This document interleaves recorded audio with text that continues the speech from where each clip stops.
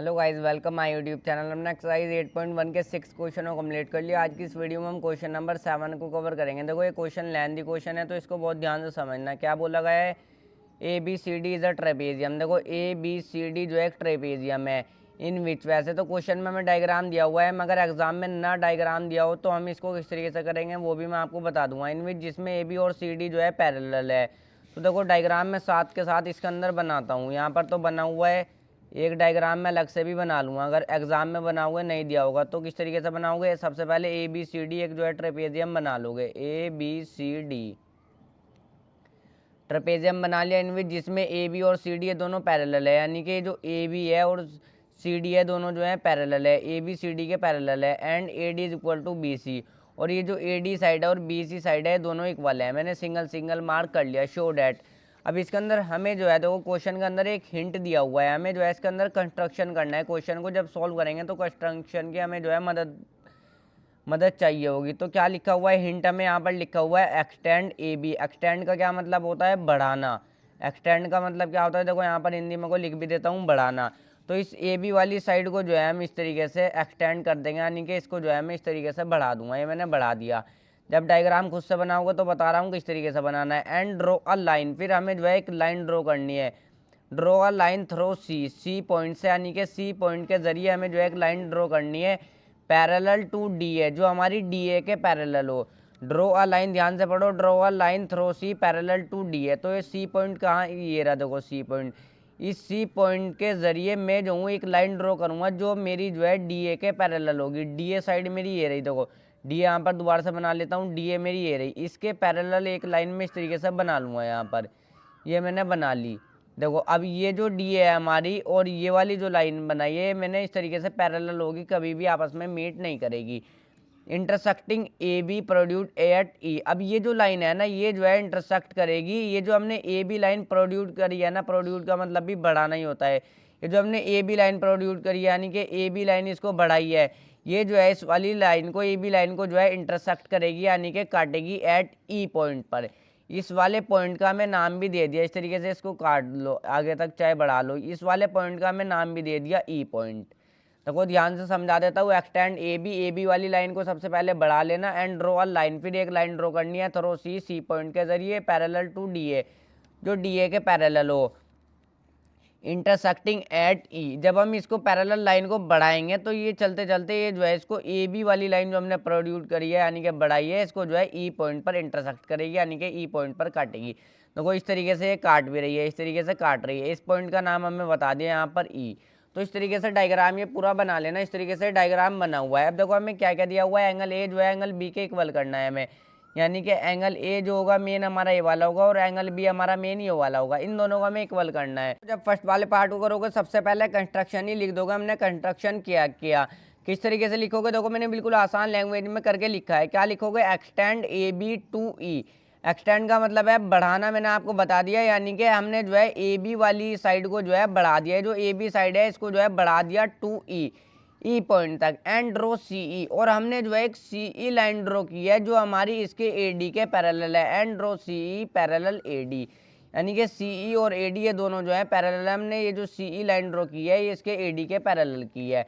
तो यहाँ तक कोई भी परेशानी नहीं होगी। अब देखो, जब ये ए बी, हमें क्वेश्चन में क्या दिया हुआ है? ए बी और सी डी पैरेलल है। जब ये ए बी और सी डी पैरेलल है, अब हमने इस ए बी लाइन को आगे बढ़ाया है, तो ये ए ई और डी सी, या फिर सी डी बोल लो, ए ई और डी सी ये दोनों भी पैरेलल होगी। तो यहाँ पर ये लिख दोगे ए ई पैरेलल होगी किसके? डी सी के। जब ए बी पैरेलल है इसके डी सी के, तो ये ए बी लाइन को ही हमने आगे तक बढ़ाया है एकदम स्ट्रेट, तो ये ए ई और डी सी ये भी पैरेलल हो जाएंगे आपस में। और ए डी और ई सी ये भी पैरेलल है। देखो, ये जो ए डी और ई सी है ये भी हमें पता है पैरेलल है, क्योंकि ये जो हमने लाइन ड्रॉ किया है इसके पैरेलल ही की है ए डी के। तो ये दोनों भी पैरेलल है। ये कंस्ट्रक्शन द्वारा हमारी जो है बाय कंस्ट्रक्शन, यानी कि कंस्ट्रक्शन इनसे ये इस तरीके के पैरेलल हो गई, ए पे डी सी के पैरेलल हो गई, ए डी ई सी के पैरेलल हो गई। अब ये इसके पैरेलल है, ये इसके पैरेलल है, तो ये ए ई सी डी जो है हमारा पैरेललोग्राम है। जब भी अपोजिट साइड पैरेलल हो जाए तो इसको मैं ए ई सी डी को जो है मैं पैरेललोग्राम बोल सकता हूँ। देयरफॉर 3 डॉट लगा के लिख दोगे इस तरीके से, हमारा ए ई सी डी जो है इज अ पैरेललोग्राम। ये जो AECD है ये हमारा पैरेललोग्राम हो जाएगा। अब जब ये पैरेललोग्राम है इसकी अपोजिट साइड भी इक्वल हो जाएंगी। अब देखो सबसे पहले हमें क्या दिया हुआ है, हमें दिया हुआ है AD और BC जो है हमारे इक्वल है। AD BC क्या है, इक्वल है। AD और अब यहाँ पर सबसे पहले तो मैं ये लिखता हूँ AD और EC इक्वल होंगे। AD और EC क्यों इक्वल होंगे, इस पर सिंगल मार्क है करता हूँ, इस पर सिंगल मार्क करता हूँ। AD और ध्यान से समझो EC इक्वल होंगे, क्यों इक्वल होंगे, ED is equal to EC, AD is equal to EC, opposite sides of parallelogram. देखो जब ये AECD पैरेललोग्राम हो गया, एक पैरेललोग्राम की अपोजिट साइड जो होती है वो इक्वल होती है, तो AD और EC ये दोनों जो है हमारे इक्वल हो जाएंगे। अब देखो AD जो है हमारा वो BC के भी इक्वल है, ये चीज़ तो हमें दी हुई है। AD जो है हमारा वो BC के भी इक्वल है, ये चीज़ हमें गिवन है, देखो क्वेश्चन में दिखा भी दूंगा। AD BC इक्वल है। अब AD BC के भी इक्वल है, AD EC के भी इक्वल है। यहाँ पर ध्यान से समझो, AD EC के भी इक्वल है, AD BC के भी इक्वल है, तो ये दोनों आपस में भी इक्वल हो जाएंगे। EC BC ये भी इक्वल हो जाएंगे। इसको इक्वेशन फर्स्ट मान लो, इसको इक्वेशन सेकंड मान लो, तो हमारे जो है EC और BC ये दोनों भी आपस में इक्वल हो जाएंगे। ये हमें कहाँ से मिला, by first and second, equation first और सेकंड की मदद से। तो अब देखो ये दोनों इक्वल हो गए, EC और BC ये दोनों साइड जो है इक्वल हो गई। अब इसको एंगल को जो है x रख लो, इस वाले एंगल को x रख लो और इस वाले एंगल को जो है y रख लो, ये हमने रख लिया। अब जब ये ट्राइंगल बन रहा है हमारा, देखो एक इस तरीके से उल्टा बना लेता हूँ, ये हमारा एक ट्राइंगल बन रहा है। जब इसकी दो साइड इक्वल हो गई, इसके अपोजिट वाले एंगल भी इक्वल हो जाएंगे, आपको बहुत अच्छे से पता है, रीजन भी पता है। तो यहाँ पर सब ध्यान से देखो, इन ट्राइंगल इसमें देखो CBE ट्राइंगल में देखो, इसका नाम कुछ भी दे सकते हो, ट्राइंगल का BEC दे लो, कुछ भी दे सकते हो। CBE ट्राइंगल में देखो, इन ट्राइंगल CBE में देखो, ये जो CBE ट्राइंगल है हमारा, इसकी जो साइड है EC और BC ये दोनों जो है इक्वल है। तो यहाँ पर सबसे पहले ये लिख दोगे, EC और BC को हमने इक्वल किया, EC is equal to BC, EC BC equal है। अब EC का अपोजिट में देखो कौन सा एंगल है, जब ये दो साइड इक्वल है, इनका अपोजिट वाला एंगल भी, EC का अपोजिट में जो एंगल है वो है हमारा एंगल X, तो यहाँ पर रखूंगा मैं एंगल X। और BC के अपोजिट में जो एंगल है वो कौन सा एंगल Y है। देखो ध्यान से समझ लेना, इस तरीके से ट्राइंगल बना हुआ है, ये दो साइड इक्वल है, इनके अपोजिट वाले एंगल भी इक्वल हो जाएंगे। तो इसके BC का अपोजिट में एंगल जो है वो है एंगल Y। रीजन क्या दोगे, आपको अच्छे से पता है, अपोजिट वर्ड चाहे पूरा लिख लेना चाहे हाफ ही लिख लो, कोई फर्क नहीं पड़ेगा। Angles opposite to equal sides are equal. तो जब दो साइड इक्वल होंगी ट्राइंगल में, तो उनके अपोजिट वाले एंगल भी इक्वल हो जाएंगे। एंगल X एंगल Y के जो है इक्वल हो गया। अब देखो यहाँ पर से ध्यान से समझो, एंगल X और इस वाले एंगल को मैं क्या रखूँगा, इस वाले एंगल का जो मैं नाम रखूँगा, क्योंकि मेन ABCD हमारा ट्रेपेजियम है, तो इस वाले एंगल को मैं एंगल B रखूँगा। इन दोनों का सम कितना होगा, अगर आपको ध्यान से पता हो तो इस तरीके से एक स्ट्रेट लाइन है AE और इस तरीके से लाइन जा रही है, इस तरीके से स्ट्रेट लाइन पर बने हैं दोनों एंगल, तो ये जो है हमारे क्या है, लीनियर पेयर है। इन दोनों का सम 180 डिग्री होगा, एंगल X प्लस में एंगल B का। तो यहाँ पर क्या लिखोगे, एंगल X, इस वाले एंगल को मैंने बता दिया, एंगल B में नाम रख रहा हूँ इस वाले एंगल का, एंगल X प्लस में एंगल B, इन दोनों का सम कितना होगा, 180 डिग्री। ये दोनों जो है हमारे लीनियर पेयर बनाते हैं, LINEAR लीनियर पेयर का हमेशा सम 180 डिग्री होता है। देखो हमें इस तरीके से जो है एक कॉमन वर्टेक्स होता है, इसमें ये कॉमन वर्टेक्स है, इस पर दोनों एंगल बने हैं। और ये जो देखो तीन आर्म होती है इसके अंदर, एक आर्म तो ये रही और दो आर्म ये रही, ये जो बाकी की दो आर्म होती हैं इसके अंदर, ये जो है हमेशा मिल करके स्ट्रेट लाइन बनाती हैं। तो इस तरीके से एक वैसे भी समझ लो, एक स्ट्रेट लाइन पर बने हैं दोनों एंगल, दोनों का सम 180 डिग्री हो जाएगा। इस तरीके से भी देखो हम एक स्ट्रेट एंगल जब बनाते हैं, ये 90 का ये 90 का, 90 कितना हो जाएगा, 180। जब भी इस तरीके से एक स्ट्रेट लाइन पर दो एंगल बने हो तो दोनों का सम 180 डिग्री होगा। तो यहाँ पर समझ गए। अब देखो एंगल, इस वाले एंगल को मैं क्या नाम रखूँगा, इस वाले एंगल को जो है मैं एंगल A ही नाम रखूँगा। इस वाले एंगल का और एंगल A प्लस में एंगल Y, इन दोनों का सम भी 180 डिग्री होगा। बता देता हूँ क्यों होगा, एंगल A प्लस में एंगल Y। अब यहाँ पर रीजन में क्या आएगा, ध्यान से समझो। देखो एक रफ पेज चाहे तो मैं उठा लेता हूँ, जो सबसे पहले मैंने उठाया, इन दोनों का सम 180 डिग्री क्यों होगा, क्योंकि देखो AE जो है ये पैरेलल है, इस तरीके से पैरेललोग्राम में बना लूँगा। और वैसे भी देखो मैंने इंट्रोडक्शन वाले भी उसमें ही बताया था, जो पैरेललोग्राम होता है उसकी एडजेसेंट एंगल का जो सम होता है वन, यानी कि एडजेसेंट एंगल यानी कि पड़ोसी एंगल, इन दोनों का सम 180 डिग्री होगा। पहले चार, इन दोनों का सम 180 डिग्री होगा, इन दोनों का सम 180 डिग्री होगा, इन दोनों का सम 180 डिग्री होगा, इन दोनों का सम भी 180 डिग्री होगा। तो इसी तरीके से एंगल ए और एंगल वाई इन दोनों का सम 180 डिग्री होगा। और बता भी देता हूँ क्यों होगा, क्योंकि देखो ए डी, वैसे तो मैंने बता दिया एडजेसेंट एंगल का सम 180 डिग्री होता है पैरेलल, और यहाँ पर ये भी समझ लो एक और, ये और ये लाइन जो है पैरेलल है, ए डी और ई सी। देखो यहाँ पर ध्यान से समझो, ए डी बना लेता हूँ और ई सी बना लेता हूँ। ए डी, इस वाली लाइन को फिलहाल भूल जाओ, ए डी और ई सी जो है ये दोनों जो है हमारी पैरेलल लाइन है, ये दोनों पैरेलल लाइन है। तो ये वाली जो है हमारी एक ट्रांसवर्सल लाइन हो जाएगी, ये वाली जो है हमारी एक ट्रांसवर्सल लाइन हो जाएगी इस तरीके से। देखो ये दो पैरेलल लाइन है, ये जो है हमारी एक ट्रांसवर्सल लाइन हो जाएगी। तो ट्रांसवर्सल लाइन के एक ही तरफ बने हैं दोनों एंगल, ट्रांसवर्सल लाइन के एक ही तरफ बने हैं दोनों एंगल। ये हमने चैप्टर 6 में बहुत अच्छे से पढ़ा है। ये क्या होता है, हमारे को इंटीरियर एंगल्स है, हमारे को इंटीरियर INTERIOR, को इंटीरियर, यहाँ पर पूरा एंगल्स लिख लेना, को इंटीरियर एंगल्स है, दोनों का सम 180 डिग्री हो जाएगा। अब तो बस हो गया, देखो फर्स्ट वाला पार्ट, एंगल ए प्लस में एंगल वाई, ये मैं रखता हूँ फिलहाल।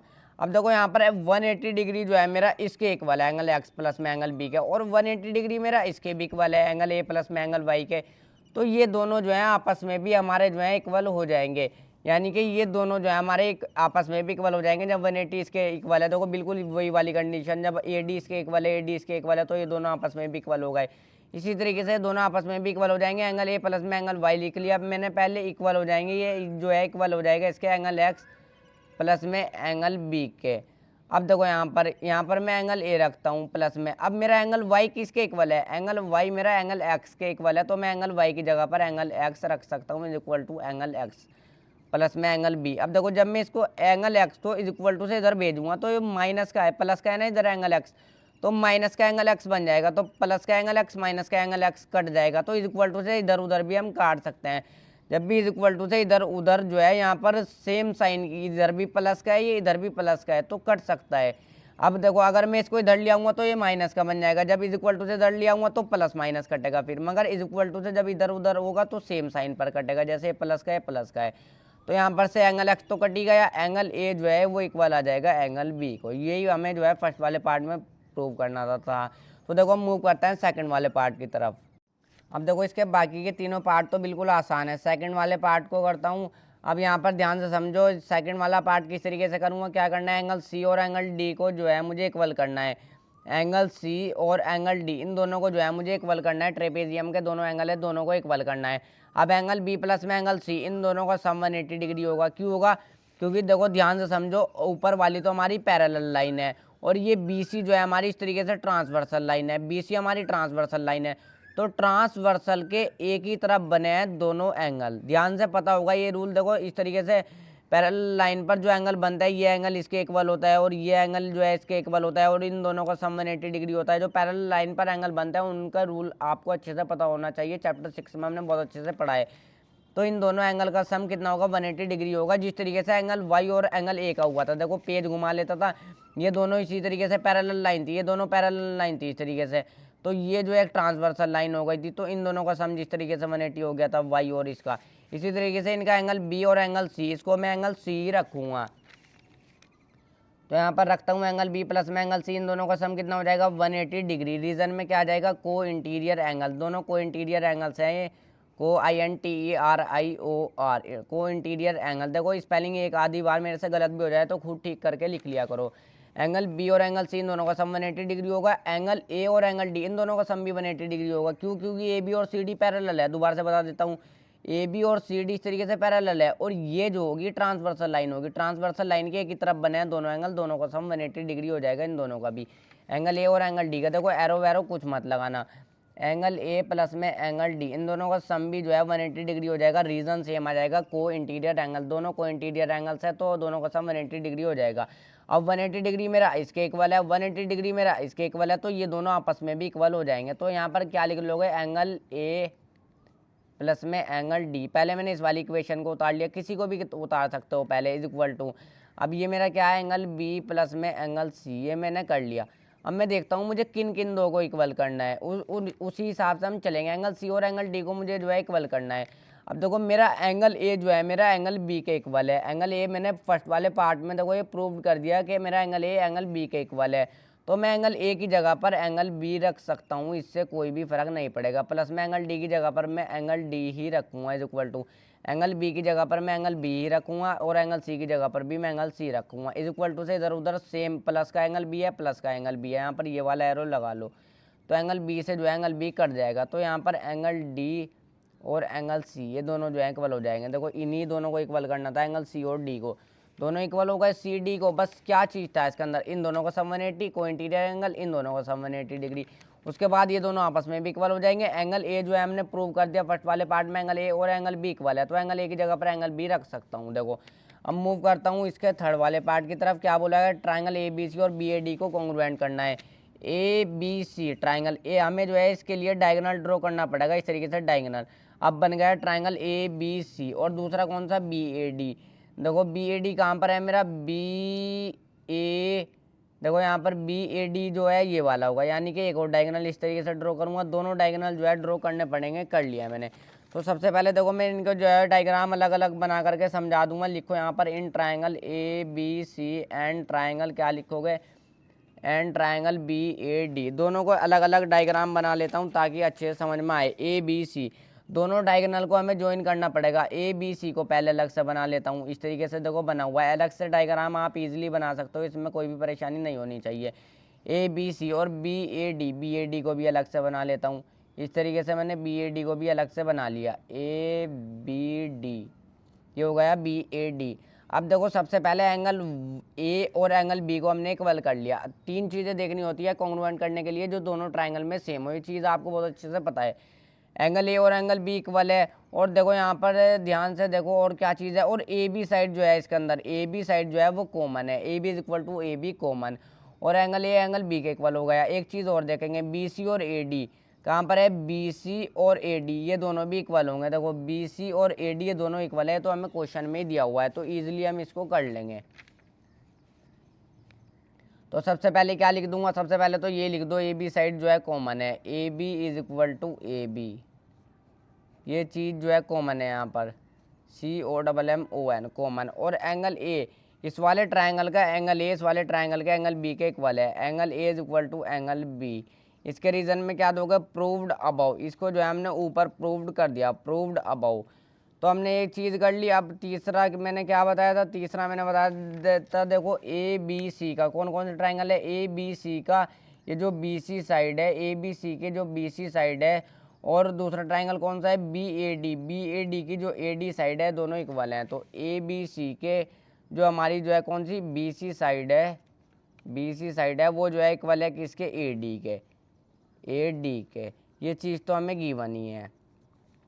तो देखो ट्रायंगल ए बी सी, तीन चीज़ें हो गई जो दोनों ट्रायंगल में सेम है। Triangle A B C congruent हो जाएगा ट्रायंगल बी ए डी के। कौन से वाले रूल से, ये चीज़ बहुत ध्यान से समझना है। देखो रफली एक बार उठा भी लेता हूँ, जोन सी दो साइड इक्वल है उनके बीच वाला एंगल इक्वल है, जोन सी दो साइड इक्वल है ना उनके बीच वाला एंगल है।